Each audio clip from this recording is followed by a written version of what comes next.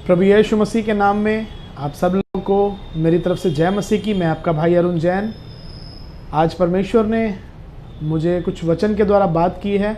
मैं चाहता हूं कि परमेश्वर का वचन आप लोगों तक पहुंचाऊं, ताकि परमेश्वर आप लोगों से भी बात करे और उससे जुड़ी हुई आशीषों को आप प्राप्त कर सके।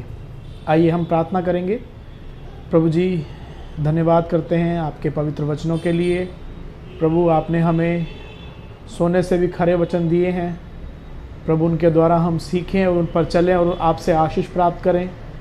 खुदावन, हम प्रार्थना करते हैं प्रभु, जितने भी लोग वचन को सुन रहे हैं प्रभु, सब लोग सुने, आशीष प्राप्त करें। धन्यवाद के साथ प्रार्थना प्रभु यीशु मसीह के नाम से मांगते हैं, आमीन। जब आज मैं पुस्तक पवित्र वचन पढ़ रहा था तो परमेश्वर ने मुझसे मलाकी की पुस्तक उसका 3 अध्याय से बात की है। काफ़ी समय से मैं इस बात को सोच रहा था कि परमेश्वर के बहुत से दास जो हैं वो बहुत आशीषित रहे हैं, आत्मिक रूप से भी और संसारिक रूप से भी। तो जब मैं मलाकी की पुस्तक उसका 3 अध्याय पढ़ रहा था तो वहाँ पर परमेश्वर ने आज मुझसे बात की और मुझे समझाया कि किस प्रकार से हम उस परमेश्वर के मार्ग पर चलकर उससे आशीष प्राप्त कर सकते हैं। यहाँ पर लिखा है कि सारे दशमांश, मलाकी की पुस्तक 3 अध्याय उसका 10 वचन, सारे दशमांश भंडार में ले आओ कि मेरे भवन में भोजन वस्तु रहे। और सेनाओं का यहोवा यह कहता है कि ऐसा करके मुझे परखो कि मैं आकाश के झरोखे तुम्हारे लिए खोलकर तुम्हारे ऊपर अपरंपार आशीष की वर्षा करता हूं कि नहीं। परमेश्वर अपने वचन पर आशीष दे। यहाँ पर परमेश्वर हमें समझा रहा है कि सारे दशमांश, जितने भी लोग हैं, जितने परमेश्वर पर विश्वास करते हैं, उन सब लोगों को परमेश्वर चिता रहा है कि जितने लोग परमेश्वर से प्रार्थना करते हैं, उससे मांगते हैं, उसके लिए परमेश्वर बता रहा है कि अगर तुम अपने जीवन में आशीष प्राप्त करना चाहते हो, यदि तुम अपने जीवन में परमेश्वर से जो प्रार्थना करते हो वो अपने जीवन में पाना चाहते हो, तो सारे दशमांश, बहुत से लोग दशमांश के ऊपर डिबेट करते हैं कि दशमांश क्या है। दशमांश का अर्थ जो हम कमाते हैं, जो परमेश्वर हमें देता है, उसका 10वां हिस्सा। बहुत से लोग इस बात के ऊपर कहते हैं कि दशमांश ही क्यों, है ना। लेकिन परमेश्वर ने जो हमें नियम बताया है, उस नियम के ऊपर यदि हम चलेंगे, है ना। कई बार हम परमेश्वर से क्वेश्चन पूछते हैं, क्यों, ऐसा क्यों है, लेकिन हमें उस परमेश्वर से क्वेश्चन नहीं पूछना है ना। वचन हमें बताता है कि क्या मिट्टी कुम्हार से कह सकती है कि तूने मुझे ऐसा क्यों बनाया। उसी मिट्टी में से एक बर्तन आदर के लिए और एक अनादर के लिए बनाया जाता है ना। तो वचन हमें क्या बता रहा है, मलाकी जो परमेश्वर का एक भविष्यवक्ता है, वो हमें बता रहा है कि सारे दशमांश परमेश्वर के द्वारा बात, परमेश्वर मलाकी के द्वारा बात कर रहा है कि जितने भी लोग, तुम लोग परमेश्वर को मानते हो, उस पर विश्वास करते हो, तुम्हारा ये फर्ज है कि तुम जो कमाई करते हो उसका 10वां हिस्सा परमेश्वर के भवन में लेकर जाना है ना। यहां लिखा है कि मेरे भवन में भोजन वस्तु रहे, है ना। हम पुराने नियम में देखते हैं तो बहुत से लोग जो हैं वो परमेश्वर के भवन से खाना खाते थे। जो याजक लोग थे वो परमेश्वर के भवन से खाना खाते थे। जो गरीब लोगों को खाना खिलाया जाता था, परमेश्वर के भवन से खिलाया जाता था, है ना। जब हम नए नियम की पुस्तक मती की पुस्तक में हम पढ़ेंगे तो वहां लिखा है कि तुम मत करना, चिंता करके यह ना कहना कि तुम क्या खाओगे, क्या पियोगे, क्योंकि परमेश्वर खिलाना जानता है। क्या कौओं को देखो, क्या चिड़ियों को देखो, क्या जितने भी पक्षी आकाश के हैं उन सबको देखो, क्या वो कोशिश करते हैं, क्या वो कमाते हैं, लेकिन फिर भी परमेश्वर उन्हें कहीं ना कहीं से देता है ना। जब हम परमेश्वर के दासों के बारे में पढ़ेंगे तो परमेश्वर के दासों को परमेश्वर ने कौओं के द्वारा खाना खिलाया है। अगर कौआ कह दे कि मैं तो नहीं जा रहा, तो क्या परमेश्वर के दास खाना खा सकते हैं? नहीं। परमेश्वर हमारा इंतजाम करना चाहता है ना। परमेश्वर आपके द्वारा किसी और को आशीषित करना चाहता है। लोग कहते हैं हम क्यों दे, हम ऐसे व्यक्ति को क्यों दे, वो पता नहीं क्या करेगा उस पैसे का। लेकिन ये सोचना हमारा काम नहीं है। जब हम अपनी कमाई में से हम अपने प्रेम के साथ उस परमेश्वर की आज्ञा को पूरा करने के द्वारा हम परमेश्वर के भवन में अपने पूरे दशमांश को हम लेकर जाएंगे। कई बार हम लोग जिस प्रकार हम पुराने नए नियम में पढ़ते हैं तो दो व्यक्तियों के बारे में हम पढ़ते हैं, हनन्याह और सफीरा, पति पत्नी, जिन्होंने अपनी कमाई का जो हिस्सा था कुछ हिस्सा छुपा लिया, है ना। बहुत जगह पर पढ़ते हैं, है ना। एक जगह पर लिखा हुआ है एक व्यक्ति के बारे में प्रेरितों की पुस्तक के अंदर कि तेरी प्रार्थना और तेरे दान परमेश्वर के सम्मुख उपस्थित किए गए हैं, तेरी प्रार्थना सुन ली गई है और परमेश्वर तुझसे प्रसन्न है ना। कई बार हमारे जो अच्छे काम हैं वो परमेश्वर को भाते नहीं है ना। वचन में भी लिखा है कि जब तुम दान करो तो किसी को पता ना हो। ऐसा दान हमें करना है जो किसी को पता ना लगे, किसी को पता नहीं होना चाहिए। तेरे दाहिने हाथ को भी ना पता लगे कि तेरे बाएं हाथ ने क्या किया है। तेरी पत्नी को नहीं पता होना चाहिए कि तेरे पति ने क्या किया है।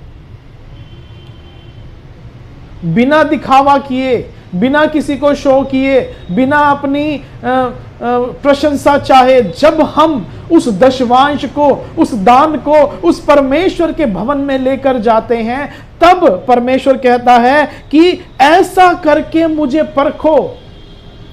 कितनी दीनता के साथ परमेश्वर हमें बता रहा है कि मुझे परखो। क्या मनुष्य परमेश्वर को परख सकता है? नहीं परख सकता। लेकिन वो इसलिए कह रहा है, परमेश्वर इसलिए कह रहा है क्योंकि लोग समझना नहीं चाहते हैं। लोग निकम्मे हो गए हैं। लोगों को लगता है कि ये बोझ है, ये दशमांश उनको बोझ लगता है। लेकिन ये बोझ नहीं है मेरे प्रियो, ये आपके लिए आशीष का कारण है, ये मेरे लिए आशीष का कारण है। जब हम किसी को दशमांश दे रहे हैं तो हमें नहीं पता कि परमेश्वर उस दशमांश में से किस किस को देगा। आपके दशमांश के द्वारा किस किस का पेट भरने जा रहा है। जिस प्रभु के दास को आप दे रहे हो, जिस परमेश्वर के भवन में आप दे रहे हो, ऐसा नहीं है कि वो सारा का सारा उस भवन में खर्च हो जाएगा। वो बहुत जगह पर जाकर आशीष का कारण आपके लिए बनेगा। और जब एक भूखा रोटी खाता है तो वो अपने दिल से दुआ देता है, और जब वो दुआ आप तक पहुंचेगी, उस परमेश्वर तक पहुंचेगी कि इस व्यक्ति ने इस दान को दिया था, तो परमेश्वर अपने आकाश के झरोखे खोल देगा। यहां लिखा है कि मुझे परखो कि मैं आकाश के झरोखे तुम्हारे लिए खोलकर, आकाश के झरोखे खोल देगा परमेश्वर आपके लिए, तुम्हारे ऊपर अपरंपार आशीष की वर्षा करता हूं कि नहीं। यहां पर परमेश्वर ने दो शब्दों का इस्तेमाल किया कि देखो कि मैं करता हूं कि नहीं। क्या मनुष्य परमेश्वर को परख सकता है? नहीं। लेकिन फिर भी परमेश्वर ने अपने आप को साबित करने के लिए ऐसा किया है ना, कि तुम देख लो एक बार। अगर तुम्हें यकीन नहीं है, तुम्हें विश्वास नहीं है, एक बार करके देख लो तुम। कितना दीन परमेश्वर हो रहा है। क्या वो अपने लिए कह रहा है? क्या उसको कुछ चाहिए? क्या उसके पास कोई किसी चीज की कमी घटी है? नहीं, वो उसके लिए कह रहा है जिस व्यक्ति ने परमेश्वर के लिए अपने घर को छोड़ा है, जो बहुत सारे व्यक्ति आज गरीबी में जीवन जी रहे हैं।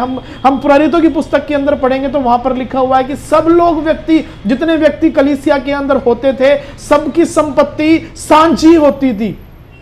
जितना भी जिसके घर में होता था वो सब साझा होता था। कोई भी ले सकता है, कोई भी दे सकता है। लेन देन उनका जो होता था वो सब साझा होता था।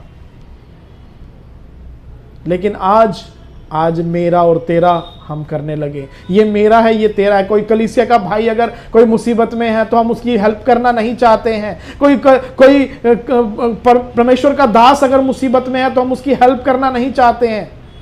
हमें लगता है कि सिर्फ मैं खुश हूं तो ठीक है। नहीं मेरे प्रियो, परमेश्वर आपके लिए ही आशीष के लिए ये वचन बता रहा है कि मैं तुम्हारे लिए आकाश के झरोखे खोलकर तुम्हारे ऊपर अपरंपार आशीष की वर्षा, हालेलुया, अपरंपार आशीष की वर्षा परमेश्वर हमारे ऊपर करना चाहता है। लेकिन हम उन आकाश के झरोखों को बंद कर देना चाहते हैं। जो आशीष परमेश्वर हमें आकाश से देना चाहता है, हम कई बार रोक लेते हैं उसको। किस लिए? कैसे रोक लेते हैं? अपने हाथ को पीछे हटाकर। वचन में लिखा है लेने से देना भला है। हमें देना सीखना है, लेना नहीं, है ना। हमारे कुछ रुपयों के द्वारा, हमारी कुछ दान के द्वारा बहुत से लोग आशीष प्राप्त करते हैं मेरे प्रियो, है ना।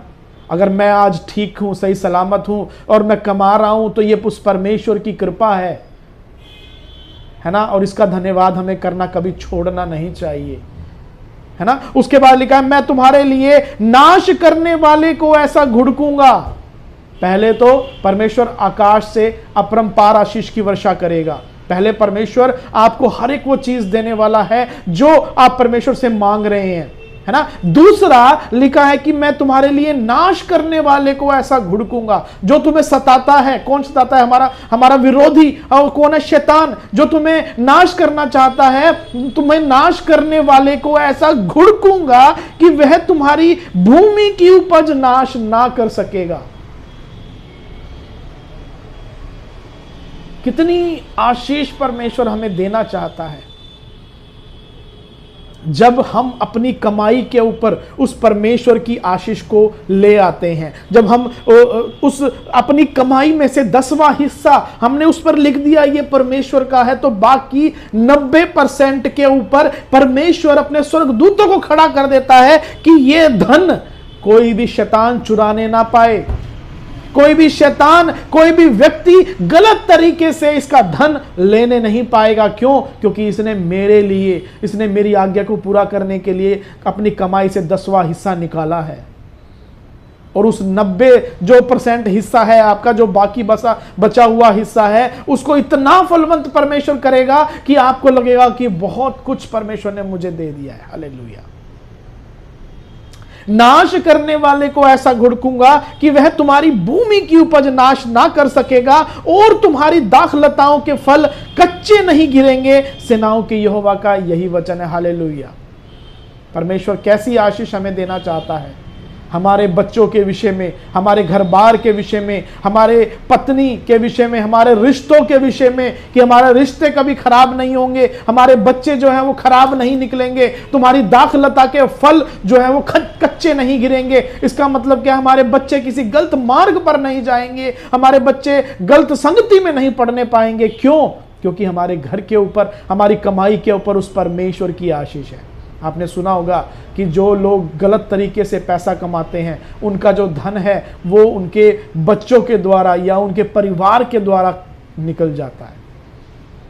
लेकिन जब हम अपनी कमाई को उस परमेश्वर के हाथ में सौंप देते हैं, जब हम अपनी कमाई को उस परमेश्वर के लिए इस्तेमाल करते हैं, तो परमेश्वर कहता है कि मैं तुम्हें अपरंपार आशीष की वर्षा भी करूंगा और साथ में तुम्हारे परिवार को भी बचाऊंगा। हालेलुया। तुम्हारे परिवार को, तुम्हारी पत्नी, तुम्हारे पति को, तुम्हारे बच्चों को बचाऊंगा, परमेश्वर कहता है।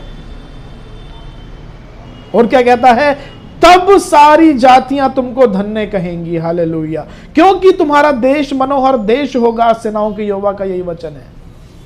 मेरे प्रियो, परमेश्वर आज हमसे बात कर रहा है। अपने जीवन में दशमांश को बोझ ना समझे। दशमांश जो है वो हमारे लिए आशीष का कारण है, हमारे परिवार के लिए आशीष का कारण है, हमारे एक उज्जवल भविष्य के लिए आशीष का कारण है, बहुत से लोगों के लिए आशीष का कारण है। आप करके देखिए। परमेश्वर वचन में कहता है मुझे परख कर देख कि मैं ऐसा करता हूं कि नहीं करता हूं। मेरी कोई लियाकत नहीं है कि मैं परमेश्वर को परखूं, लेकिन फिर भी परमेश्वर कहता है अगर तुझे कोई शक है तो तू परख कर देख ले कि मैं कैसा भला परमेश्वर हूं। मेरे प्रियो, परमेश्वर का वचन सच में बहुत खरा ताया हुआ सोना है। जब आप इसके ऊपर विश्वास करके इस पर चलते हैं, जब आप ऐसा प्रतीति कर लेते हैं कि परमेश्वर ने जो कहा वो मेरे जीवन में हो गया है, तो वो निश्चय हाँ और आमीन में बदल जाता है और परमेश्वर आपके लिए उस काम को पूरा कर देता है।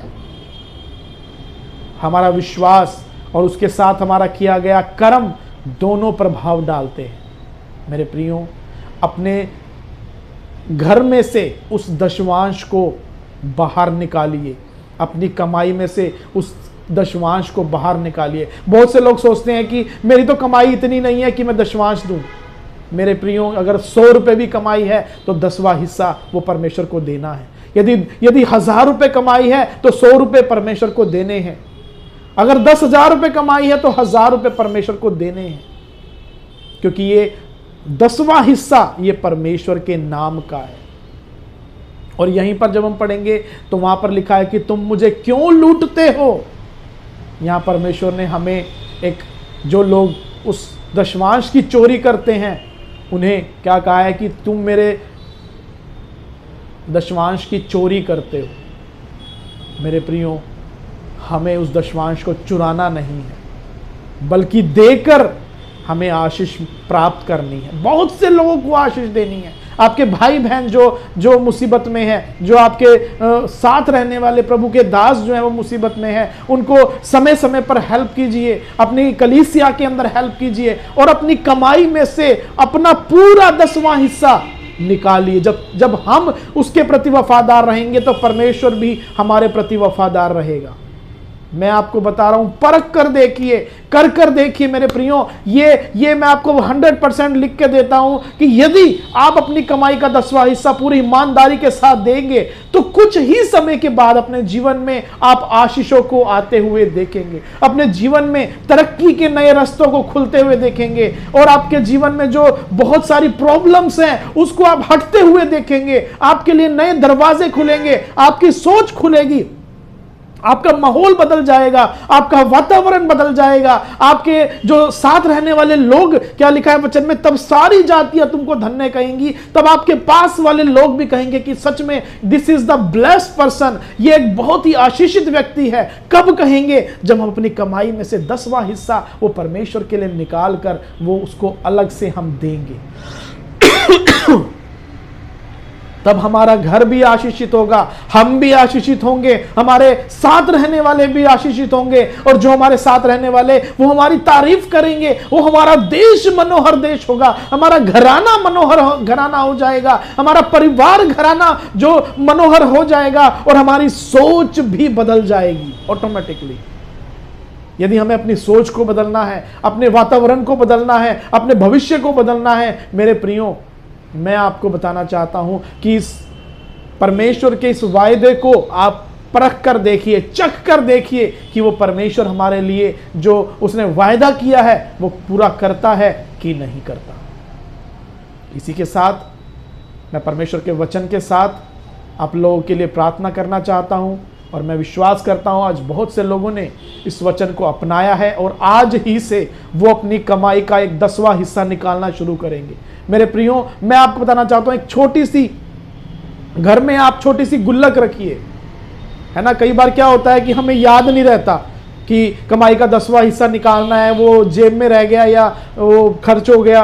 आप अपने घर में एक छोटी सी गुल्लक रखिए, बाजार से खरीद कर लाइए एक गुल्लक।